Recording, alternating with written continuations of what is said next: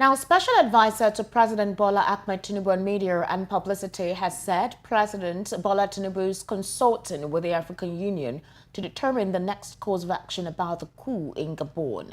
Now, Ajurin Galali, who spoke during a press conference at the State House Abuja, said the president affirmed that the rule of law and a faithful recourse to the constitutional resolutions and instruments of electoral dispute resolution must not at any time be allowed to perish from our great continent. Earlier, Gabonese soldiers announced on national television that they had seized power after President Ali Bongo was re-elected for a third term in office in the Central African nation.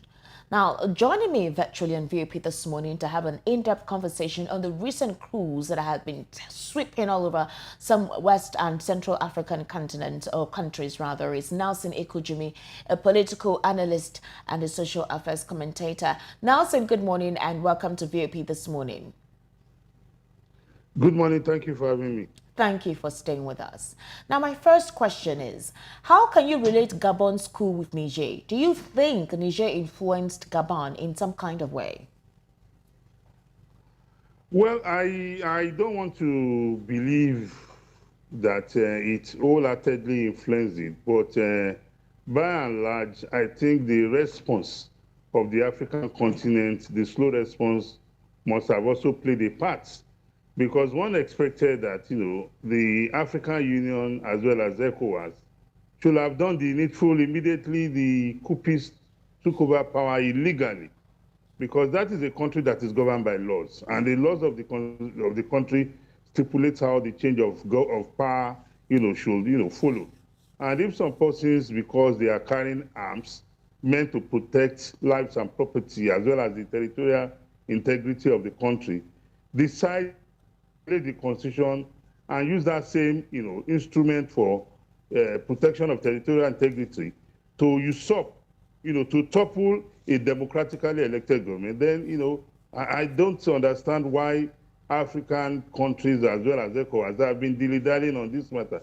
So the coupists in Gabon must have taken might have taken a cue from the dilly-dallying with regards to Niger.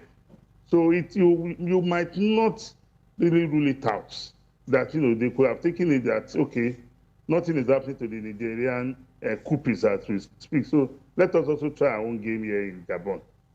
All right, so let's look at another scenario that is of import. A couple of, political analysts and critics, including some senators, have talked about the fact that democracy is being stifled in some of these African countries, and it is not surprising when you hear that there is a coup d'etat. You made reference to the fact that the ECOWAS community were slow in responding to the military junta that took over in Niger. But you do recall that a couple of Nigerians begged the president at the time not to invade. You recall that immediately the president gave Nigerians an ultimatum of 7 days to return President Bazoum in power. And that happened. He went to the Senate, he negotiated, they turned it down. A couple of Nigerians have begged and asked him not to do anything, but tried to look for an alternative means to see how there could be an amicable means of resolving situations in Niger. But, it was obvious that the Nigerians were quite apt, especially the coupists, in staying true to what they did, to staying true to taking over power. Now, the president tried the way he felt that, based on advice, he could go on with it. But then, situation in Gabon, would you blame President Bola Ahmed Tinubu for not reacting as soon as possible? Would you say he had his attitude towards the situation in Niger could have influenced what took place in Gabon? I'm amazed that your opening paragraph of your statements are incorrect. I don't know where you get your own information from. What do you mean is incorrect? Let me go on. I have the floor now. Okay. One, you said President Bola Ahmed Tinubu gave the Nigerian coup 7 days. Never. Yes. President Bola Ahmed Tinubu never did. He did. Immediately there was an invasion in Niger. He gave a 7-day ultimatum for power to be restored. Don't mislead your listener. I'm not misleading. I'm not misleading Nelson. But go ahead. It was ECOWAS. Go ahead. Get it straight. It was ECOWAS. There was no conversation yet at the time, if you will recall, Nelson. It was ECOWAS. President Bola Ahmed Tinubu will never have done that. President Bola Ahmed Tinubu is the ECOWAS chair. And ECOWAS responded to the situation in Niger. You recall that it was on the 7th day that President Bola Ahmed Tinubu sat down with the Economic Community of West African States and they resolved on the next course of action. President Bola Ahmed Tinubu heard about the overthrow in Niger and immediately commented. Now, that is not a bad comment he made. It is not meant to chastise him. It was not a bad comment he made. What I'm trying to say is, when that comment was made, a couple of critics criticized him for making that kind of ultimatum. You recall that the Nigerians immediately severed ties with the Economic Community of West African States. The peacekeeping team that President Bola Ahmed Tinubu sent initially, they refused to have any conversation with them until later on. What I'm trying to say is that if the president had been allowed, that is when he spoke with the Senate, if he had been allowed to do what needed to be done as ECOWAS chair, I'm asking you, do you think the situation in Gabon would have occurred? It wasn't meant to chastise. I'm just trying to let you know that when people complain about his slow method, that this was the reason for it. So, go ahead, please. What President Bola made Tinubu remark he made was that Nigeria reject that coup. Yes. And as the chairman of ECOWAS, he summoned the ECOWAS meeting. And the ECOWAS gave the coup peace ultimatum.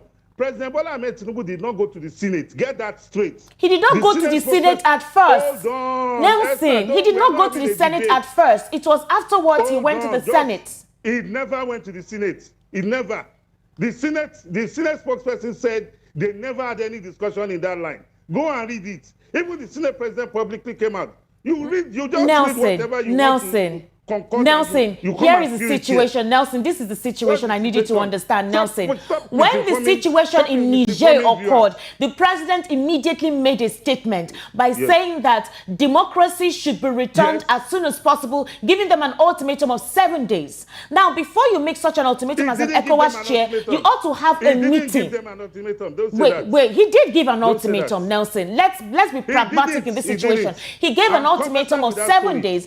After that 7 days elapsed, it was after the 7 days elapsed that there was now a meeting with ECOWAS, and then the next line of action was now discussed. That was the situation. Before that statement was made, he wrote to the Senate asking for the Senate support to see how, as an ECOWAS chair, they could do the needful with Niger.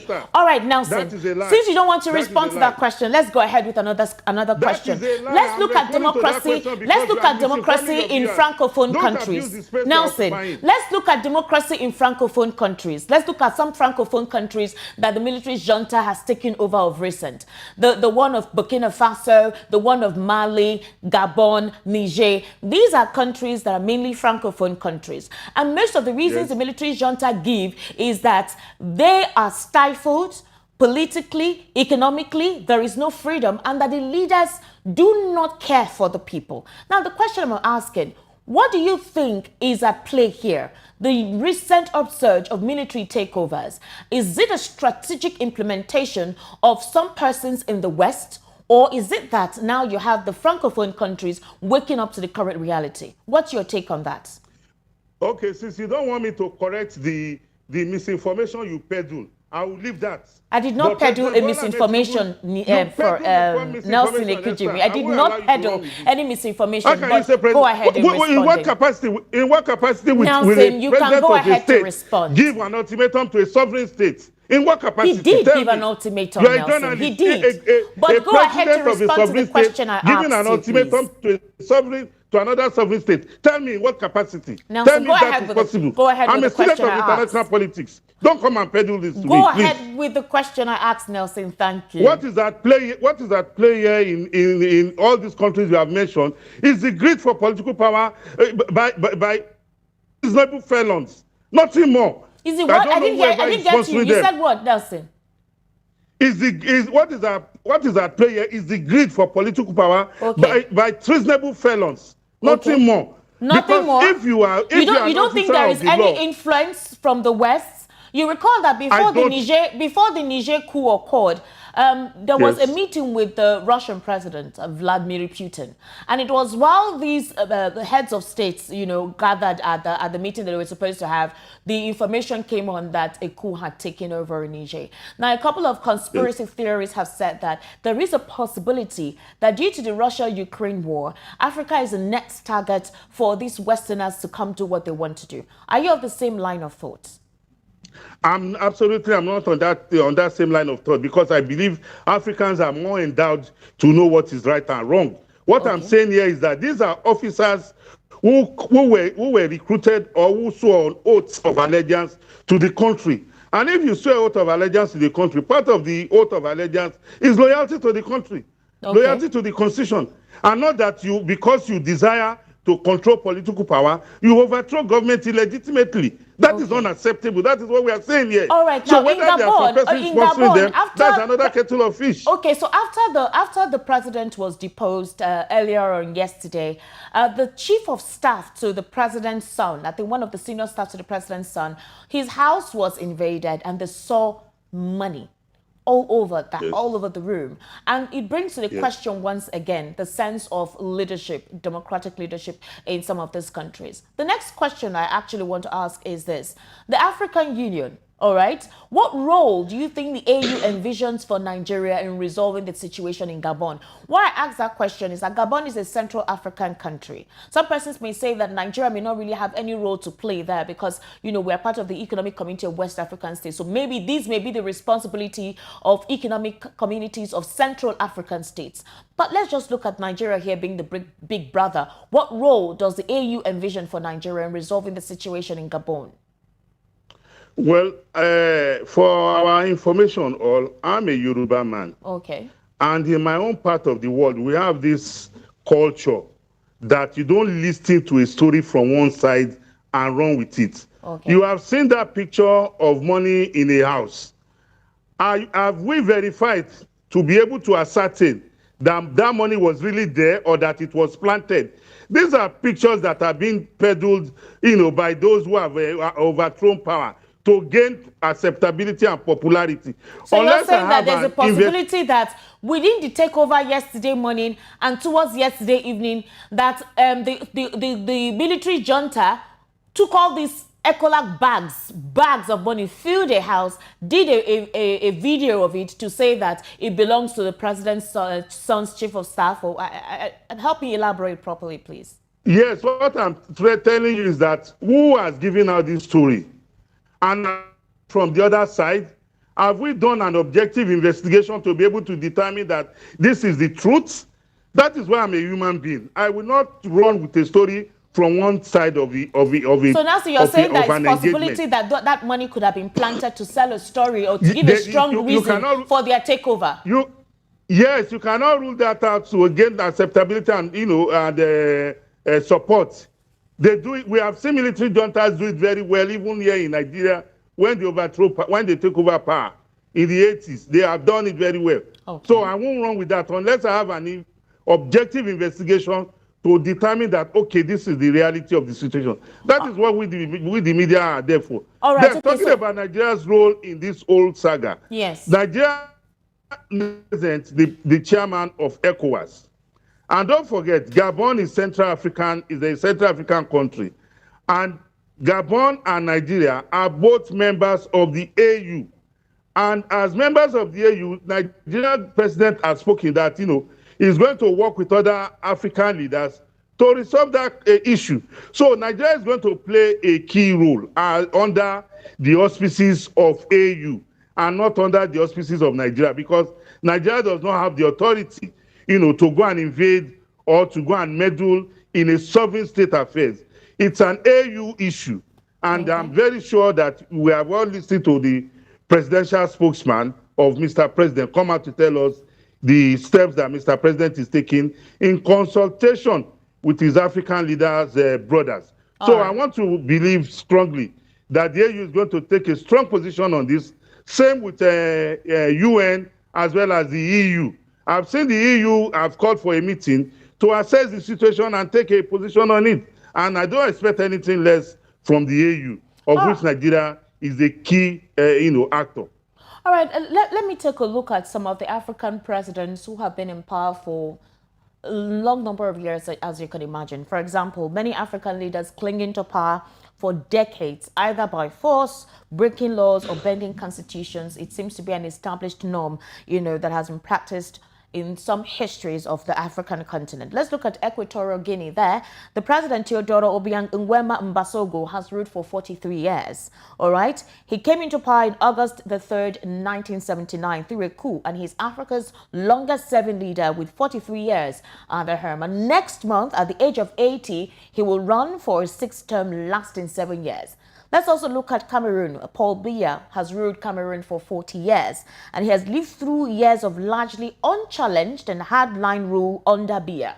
He is 89-year-old, and he runs the country through a very small circle of aides. All right. Then there is Denis Sassou Nguesso. He has ruled the Republic of Congo for 38 years, and of course, through the same method, uninterruptedly, he has actually been the president there from 1979 to 1992, then returned to office in 1997 after a civil war, re-elected in 2016 after the passing of a new constitution, then won a fourth mandate on March 21 this year. Let's look at Yoweri Museveni, who has ruled Uganda for 36 years. Then King Swati III, 36 years as well, Kingdom of Eswatini, as well as Isaiah Afwerki, 29 years, Eritrea. So these are African presidents who have actually ruled for a long time. And if we look at some of these countries, there is no sense of individualism. The people in these countries have been would I say, suppressed psychologically to have a line of thought or a train of thought. As of yesterday, Paul Biya did a reshuffling of his cabinet. Also, the same as well with Rwanda too. He deposed a couple of the military officers there, did a change, a complete reshuffle. There are fears that now that this is happening, most of the longest serving presidents are being afraid that they could be deposed. Let's look at Cameroon. That is another stronghold that if anything or anyone is not careful, there could be a military takeover. Do you see that happening in Cameroon?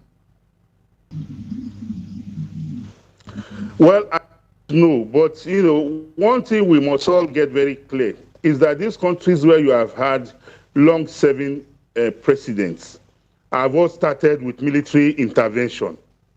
These long-serving presidents came into office through military coup d'etat. And in coming into office through military coup d'etat, due to world agitations as well as local agitations, they transmuted to civilian presidents. And ever since, they have been manipulating the system. A similar scenario would have happened there if not for June 12, 1993, when former military dictator Ibrahim Badamasi Babangida tried to transmute to a civilian president without an election. He was the first military head of state to have ever been called a president in Nigeria's, political history.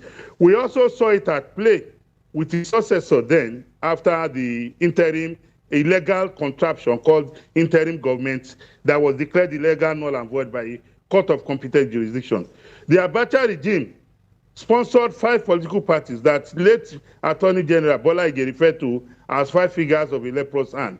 And he was manipulating those parties to adopt him as the consensus presidential candidate. We also saw it at play with former President Olusegun Obasanjo, who wanted a third term. Only God knows if he had gotten a third term, what would have followed. So what we are saying here is that these long-serving presidents have all benefited from military coup d'etat that the people innocently supported, forgetting that these military coupists, these treasonable felons, don't have the interest of the people at heart, but rather they are only interested in their own, acquisition of power, for personal aggrandizement. So people who are celebrating the coup in Gabon and the coup in Niger, I think days ahead will tell us, who is right or wrong. All right. Talking about the issue in Cameroon, yes, if a man has come into office by military, intervention, and he has remained in office for this long, the question we should ask: what are the people doing? After all, even in Asian countries, you talk about Saudi Arabia, you talk about Kuwait, they are being ruled by a monarchical, hierarchy in those countries. But unlike the African continent, those environments are the better for it. So if the people in Cameroon decide that Paul Biya should rule them for the next 1,000 years, It's none of my business. So long as that is their desire, I won't be the one to go and tell them, oh, the man has ruled for too long. Why are you allowing him? If that means that, I'm trying to, force my own line of thought or my own orientation on them. If they so desire that Pobia should be their life president, that is their cup of tea. I have no business with that. So long Okay. as they are not being forced. All right. Okay, now that the situation in Gabon has happened and the ECOWAS community, they have decided, what to do with Niger. They are still seeking a diplomatic approach to handle the situation in Niger. Although that is the Nigerian junta, said they were going to give a transition period of 3 years, which ECOWAS is saying no. We're not going to do 3 years. That is too long.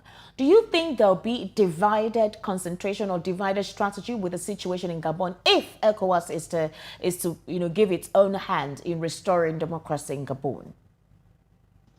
No, absolutely no. What has happened in Niger and Gabon is a violation of the laws of those countries. It's a violation of international treaties of which Gabon and Niger are signatories to. So there would not be any, divided attention. I expect that in the coming days, the coupists in Niger should be kicked out of office. People have said the coupists are asking for it. Nobody should allow them that. Because if you allow such, you are sending a wrong signal that people can violate the constitution of a country and be allowed to dictate the terms. So it shouldn't be allowed to happen. But I expect that the ECOWAS should go with the support they have gotten from the whole world, should go and kick out those, those coupists. They have no business remaining in office but the coupists for one day. They have formed an alliance with Burkina Faso, formed an alliance with Mali, and the Malians and the Burkinabes, that they have actually come to give a press conference to say that anything ECOWAS does against Niger automatically, transmits to them. So they have warned ECOWAS not to come in any way to invade. They have formed military alliance and they have pledged their support. The young boys in Niger have actually, volunteered themselves to join the army of Niger. They have also, inhabited the bandits. In fact, they gave the bandits clemency. It's almost like, come in, we will habitate you, we will accommodate you, and then you arm them. So the question now is this: how do you think this will this in any way affect the Nigeria's democracy, concerning the fact that we're having this come oppressively? It's almost back to back, Niger and then Gabon. How will this affect Nigeria's democracy? It will not the part or the show of solidarity by Mali and Burkina Faso is not unexpected, because like we all know and we always say that birds of a feather flock together. Don't forget, we also have coupists in those countries. But like we always say in this part of the world, when trees fall on each other, it's the one on top that you remove. All this show of the youths are rallying in support. I don't know which country of the world a government gains legitimacy through, sponsoring people to organize solidarity marches on the streets. Government gains legitimacy through the democratic process, through the ballots. So all those shenanigans that you have seen Burkina Faso and Mali perform are mere, like we say in our local parlance, are mere bragado. Even when America was to invade Kuwait, was to invade Iraq, following the invasion of Kuwait, we saw all this at play. But what happened when the American forces landed in Iraq? All this bragado they are doing all disappeared within the twinkle of an eye. So it is in Nigeria's interest, because Niger is crucial to the stability of the West African sub-region and the Sahel. And that is why you have seen international forces being stationed there. The Boko Haram, the insurgency we have battled with over the years, have always come from that part of, of our borders. So it's in the interest of the West African, continent to ensure that it does the needful in Niger. The Nigerian coupists are not in any way different from bandits. That is why you have said they've given, amnesty to bandits, because what they are doing are people who are carrying arms against the state. What the Nigerian coup leaders have done, just like the Gabonese coup leaders, is that they have carried arms against the state. They Okay. have carried arms to topple a government instead of using that same arms to protect the state. All right. So it is in our interest to ensure that we resolve the Nigerian issue as quickly as possible, or else our security challenges will continue, to multiply and, come in different folds. Okay. Now, sir, let me take you back again. There are multiple factors, all right, that drive military takeovers or, the emergence of military juntas. For example, economic management, corruption, poverty, violent extremism, and the failure of overwhelmed governments to resolve grievances over resources and progress of social justice. These are the core factors that allows, the room for a military takeover. Let's look at these African countries that have been taken over by the military junta. African countries like Mali, Guinea-Bissau, Gabon, Niger. These countries are very strategic countries, strategic Central and West African countries placed in the Sahel. But the question is, let's talk about leadership, the role that leadership plays in allowing this to happen. Do you think the leaders of some of these African countries do not understand what the tenet of democracy is? And is a form of democracy that they supposedly practice, is it just a democracy of paraphernalia or democracy of reality? Well, before I go into the nitty-gritty of what you have asked, Yes. let me make it very clear. There's no reason that justifies military intervention, because the military is trained, to fight wars. They are never trained, to rule. We have had, you talked about corruption. Who can be more corrupt than the military, a military institution, if we are talking about governance? When they are out of governance, you see discipline being restored. You see law and order. But immediately the military comes into governance, the military becomes worse for it. I'll give you a vivid example. In Nigeria, in 1994, when the former chief of army staff, Lieutenant General Saliu Ibrahim, was being pulled out of the army, he made a statement categorically. You can search Google, Lieutenant General Saliu Ibrahim's speech at his passing out parade. He said the military, under former military dictator Ibrahim Badamasi Babangida, became an army of anything goes. Military ethos, military discipline, everything broke down. So nobody should come and tell us that, when military come in because of corruption. Military is more insulated from corruption. But immediately they come into governance, they become the most corrupt institution in the world. Quote me, go and check your facts. So it is in our collective interest that the military stay in the barracks and perform their responsibility of territorial integrity. You are talking about governance in the African sub. Yes, I agree with you that these indices you have mentioned have been bedeviling the African continent. But it is not, peculiar to the African continent. What we should be doing as a people is that these issues are issues we should put on the front burner, and we should introspect it and awaken people's consciousness about how the right, to resolve these problems lies in their hands, in ensuring that they put in the right leadership there, rather than for people who have gone to the ballot to vote, only to wake up the next morning because my candidate did not win the election, forgetting the fact that election is determined by majority votes. Then you should be calling for a military, intervention. It is unreasonable. It is undemocratic. A Democrat should be somebody or person who goes for an election, and when he loses, he looks forward to the next 4 years, to do the right thing again. And even within those 4 years after he has voted, he continues to engage government, in various areas of governance. So it is not enough to say because of bad leadership, then the military boys are coming in. No, the military boys are not, they are not in any way in a position to determine leadership for the African people. The African people should be the ones that will determine their leadership. And if the people, in their own wisdom, through their own complacency, have allowed a man to ride roughshod over them, I think it is our responsibility to wake them up and say, look, the power is in your hands. We talk about Ali Bongo in Gabon today. He won the last election. So if you are saying the elections were flawed, is it Omar Bongo that went and flawed the elections in all the polling stations? Because I'm sure place are more than 1,000. And Ali Bongo is just one man. So if we have people like Ali Bongo in all, facets of the state's, areas of governance, it is our responsibility as a people to continue to educate the people such that when persons of those mindsets come to them seeking their vote, they will tell them, no, we are not voting for you. This is the area we are voting. And if there are, if there are challenges with their democratic institutions, it is for people to sit down and look at the challenges and find a way out.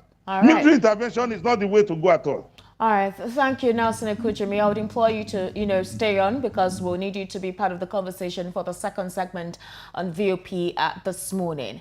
And now, the Nigerians intercept Chinese company's secret mining titanium ore in Akwa Ibom. And details of this when we return.